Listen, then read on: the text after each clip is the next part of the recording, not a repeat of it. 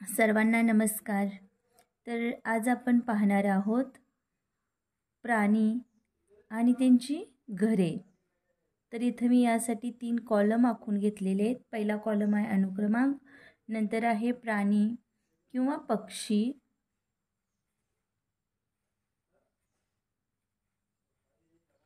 आणि इथं मी लिहिणार आहे त्यांचे घर, म्हणजेच घरदर्शक शब्द। तर बघा, इथं मी आता प्राण्यांची नावं लिहिते आणि इथं त्यांची घरं लिहिते। पहिलं प्राण्याचं नाव आहे सिंह। सिंह जो जंगलचा राजा आहे, तो कुठे राहतो? तर तो गुहेत राहतो। सिंहाची काय असते? गुहा। सिंहाच्या घराला आपण गुहा असं म्हणतो। यानंतर पुढचा प्राणी आहे गाय। गाय हा एक पाळीव प्राणी आहे आणि गाय ही कुठे राहते? तर गोठा। गायीसाठी आपण गोठा बांधतो, म्हणून गाय कुठे राहते? गोठ्यात। तिसरा प्राणी आहे साप। साप नाव घेतल्यावर भीती वाटली का? तर साप हा प्राणी कुठे राहतो? साप असतो बिळात, म्हणून सापाचं घर कोणतं आहे? बीळ। सापाचे बीळ। पुढचा प्राणी बघा, पुढचा प्राणी आहे घोडा। जो चपळ आहे, खूप पळतो तो घोडा। घोडा कुठे राहतो हा? तर घोड्यासाठी असतो तबेला। घोड्याच्या घराला म्हणायचं तबेला, घोड्याचा तबेला। चला, अशाच प्रकारे पुढील प्राण्यांची नावं आपण आणखी बघूया। बैल। जशी गाय गोट्यात राहते, तसा बैल पण कुठं राहतो? गोट्यात, म्हणजे बैलाचा गोठा। पुढचा प्राणी बघा, उंदीर। उंदीर हा कुरतडणारा प्राणी आहे। शेताची तो नासधूस करतो। तर हा उंदीर कुठं राहतो? तर उंदराचं सुद्धा काय असतं? बीळ। उंदीर बिळात राहतो। पुढचा प्राणी आपण बघूया, मुंगी। मुंगी छोटासा प्राणी आहे। तर ही मुंगी कुठं राहते? तर मुंगी ही कीटक वर्गामध्ये येते आणि मुंगी कुठं राहते? तर मुंगीचं काय असतं? वारूळ। मुंगीचे वारूळ। मुंग्या वारुळात राहतात। पुढचा कीटक आहे कोळी। तर कोळी कुठं राहतो? तर कोळ्याचं काय असतं? जाळं। कोळी जाळ्यात राहतो, तो जाळं विणतो बघा। त्यानंतर पुढचा हा पक्षी आहे घुबड। कोणता पक्षी आहे? घुबड। तर हा घुबड कुठं राहतो? घुबड राहतो झाडाच्या ढोलीत। झाडाच्या ढोलीत, घुबडाची म्हणून म्हणायचं ढोली। त्यानंतर पुढचे प्राणी बघूया आपण, कोंबडी। कोंबडी कुठं राहते? कोंबडी, तर कोंबडीसाठी आपण काय बनवतो? खुराडे, म्हणून कोंबडीचे खुराडे।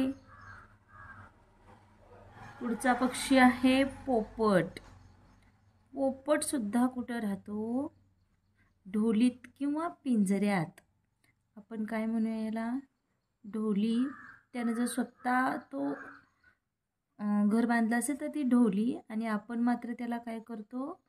पिंजऱ्यात ठेवतो। म्हणजे बरेच जण पोपट पाळतात ना, मग ते पोपटाला कशात ठेवतात? पिंजऱ्यात। 12 सुगरण। सुगरण हा पक्षी कुठं राहतो? तर सुगरणीचा असतो तो खोपा। सुगरण खोपा, सुंदर खोपा बांधते झाडावर, आणि त्या खोप्यात सुगरण राहते, म्हणून सुगरणीच्या घराला आपण काय म्हणतो? खोपा। सुगरणीचा खोपा। त्यानंतर पुढचं बघू. मधमाशी बघितली असेल तुम्ही, जी मध गोळा करते. ती कुठं राहते मधमाशी? तर मधमाशीचं असतं ते पोळं, ज्याच्यामध्ये ती मध जमा करते आणि राहते सुद्धा. म्हणून मधमाशीच्या घराला आपण काय म्हणतो? पोळे. मधमाशीचे पोळे. त्यानंतर पुढचं बघू. मेंढी. मेंढी कुठं राहते? तर मेंढीचा असतो तो मेंढवाडा. मेंढीच्या घराला आपण काय म्हणतो? जो मेंढ्यांसाठी बांधला जातो त्याला म्हणायचं मेंढवाडा. चला पुढचा प्राणी बघू. कुत्रा. कुत्रा हा बरेच जण पाळतात घरी. आणि हा कुत्रा मग कुठं राहतो? तर कुत्र्यासाठी घरात राहतो, किंवा त्याच्यासाठी पण आपण जे बनवतो त्याला घरच म्हणतात. म्हणजे कुत्रा कुठं राहतो? घरात राहतो तो. पक्षी. आता नुसतं कसं आहे, कॉमनमध्ये आपण जर पक्षी म्हटलं, एखाद्या पक्ष्याचं नाव नाही घेतलं इथं, तर पक्षी सगळे कुठे राहतात? तर त्या पक्ष्यांच्या घराला काय म्हणतो आपण? घरटे. पक्ष्यांचे काय असते? घरटे. त्यानंतर बघा शेळी. तर शेळीसाठी सुद्धा आपण जे घर बांधतो त्याला शेड किंवा गोठा असं म्हणतात. म्हणजे शेळी गोठ्यात राहते, किंवा तिच्यासाठी बांधलेलं जे घर असतं त्याला आपण शेड पण म्हणतो. पुढचा प्राणी आहे माकड. माकड तुम्ही बघितलंच असेल. तर माकड बघा बऱ्याच वेळा हे आपल्याला कुठं दिसतं? झाडावर. आणि राहतं सुद्धा ते कुठं? झाडावर. ते स्वतःसाठी घर बनवत नाही, तर ते झाडावर राहतं. त्यानंतर पुढचा प्राणी बघू आपण. पुढचा प्राणी आहे वाघ. जसा सिंह गुहेत राहतो तसा वाघ सुद्धा कुठं राहतो? गुहेत, किंवा तो डोंगराच्या कडेकपारीत सुद्धा राहतो. त्यानंतर पुढचा प्राणी बघू. प्राणी आहे म्हणजे आपण, माणूस. आपण सगळे माणूस नाही का? तर माणूस कुठं राहतो? माणूस घर बांधतो, माणूस घरात राहतो. म्हणून माणसाचे काय असते? घर. अशा प्रकारे विद्यार्थी मित्रांनो, आज आपण काय बघितलं? तर प्राणी, पक्षी, कीटक यांची नावे आणि त्यांची घरे.